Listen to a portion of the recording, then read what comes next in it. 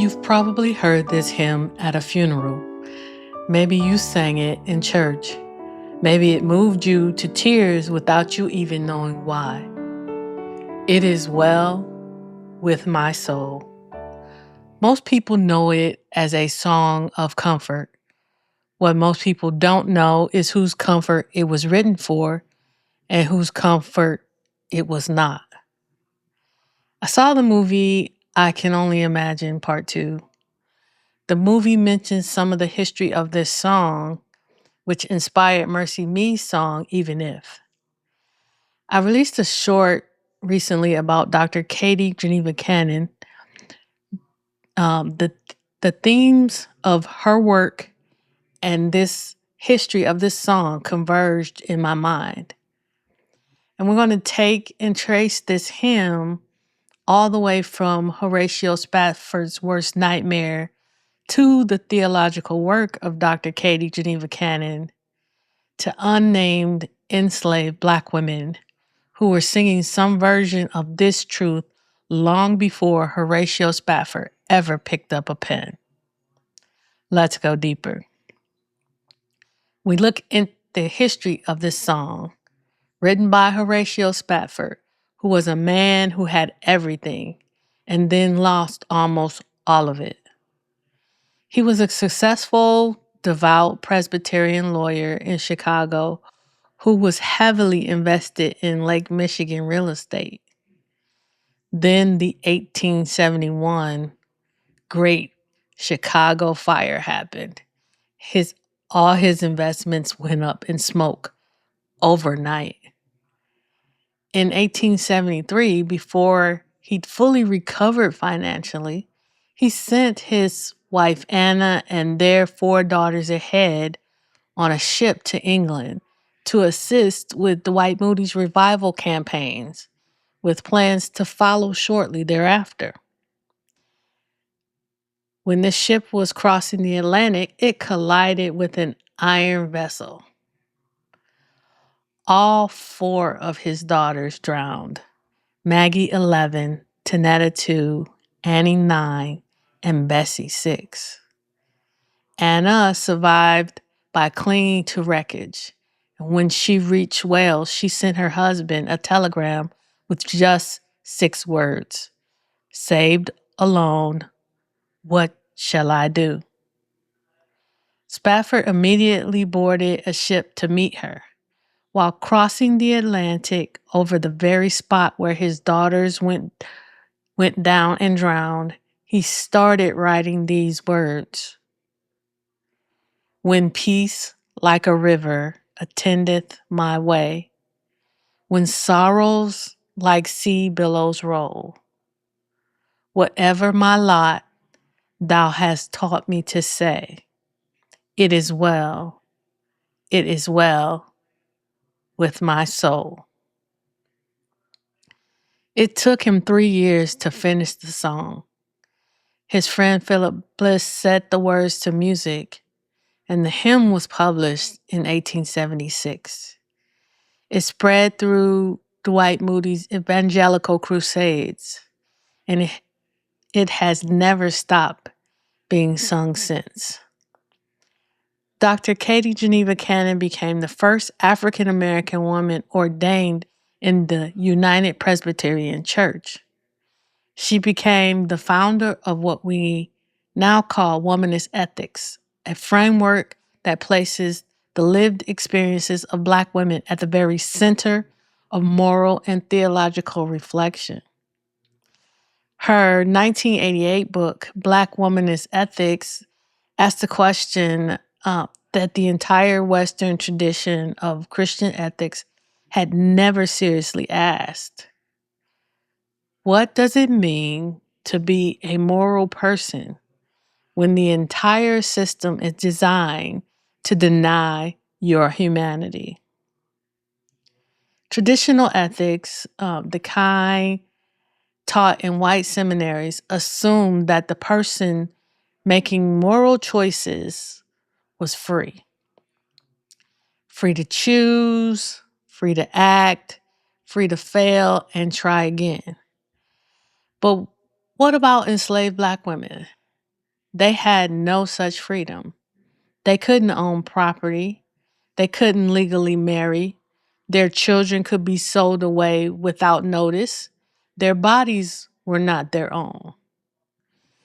Dr. Cannon asked, in a system like that, how do you make moral choices when the system gives you no good options? How do you keep your humanity when everything around you is saying you have none? Her answer was that Black women didn't abandon virtue, they reinvented it. Dr. Cannon, drawing on the work of literary scholar Mary Boger, named 3 virtues that defined Black womanist spirituality: invisible dignity, quiet grace, unshouted courage. Not the loud virtues that get monuments built in your honor, the ones you carry in your chest when no one is watching, the ones that keep you whole when the world is trying to take you apart. Spafford's hymn asked, how do you say it is well when sorrows like sea billows roll? Dr. Cannon's work asked, how did Black women say it is well when the sea billows weren't a metaphor, when they were daily, unrelenting reality of chattel slavery? Spafford lost his daughters to the ocean. Enslaved Black women lost their daughters to the auction block. They were not allowed to grieve in public.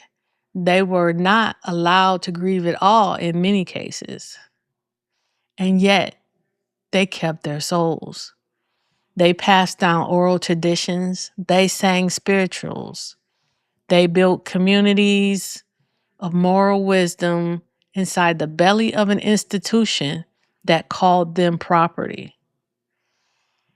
Dr. Cannon called it a moral wisdom that operated outside the boundaries of what white ethics could even see.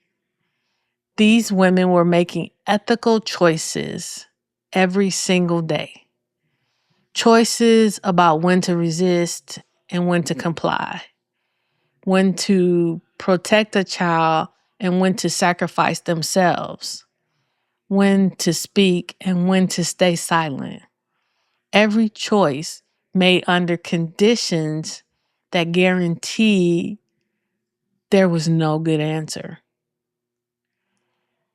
That is not passive survival. That is a form of moral agency that mainstream theology has never given a name to.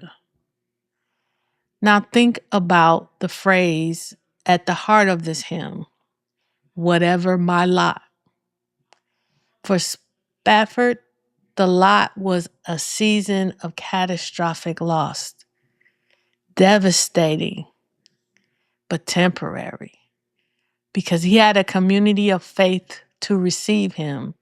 He had Philip Bliss to set his words to music. He had Ira Sankey to publish them. His grief was witnessed. It was validated. It was celebrated all across the evangelical world. For an enslaved Black woman, the lot was the entire architecture of her life. And if she felt this same peace, this same stubborn insistence that her soul was well, she had no Philip Bliss. She had no publishing house. She had no platform. Her testimony survived in the hum of a spiritual, in a quilt pattern, in the oral tradition that Dr. Cannon spent her career recovering and honoring. The question Dr. Cannon's work forces us to ask about this hymn is not just what does it mean to trust God in suffering?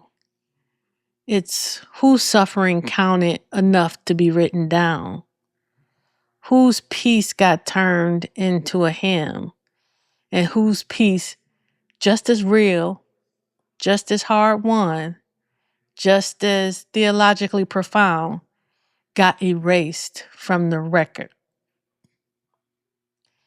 It Is Well With My Soul is a beautiful hymn. Horatio Spafford's grief was real. His faith was real. And I'm not here to diminish that at all. But Dr. Cannon taught us that the full history of Black spiritual life has been bigger than what got published, what got preserved, what got sung in white evangelical crusades. There were women, enslaved women, who lived the theology of this hymn at a depth Spafford could only imagine, who chose invisible dignity over visible despair, who maintained quiet grace in conditions designed to break them, who exercised unshouted courage every single day without anyone writing it down. So the next time you hear, "It is well with my soul," hear it in all its layers. Hear Spafford's grief, but also hear the women who were singing some version of this long before he sat down to write. Know that these women embody part of the chorus of the song in Even If.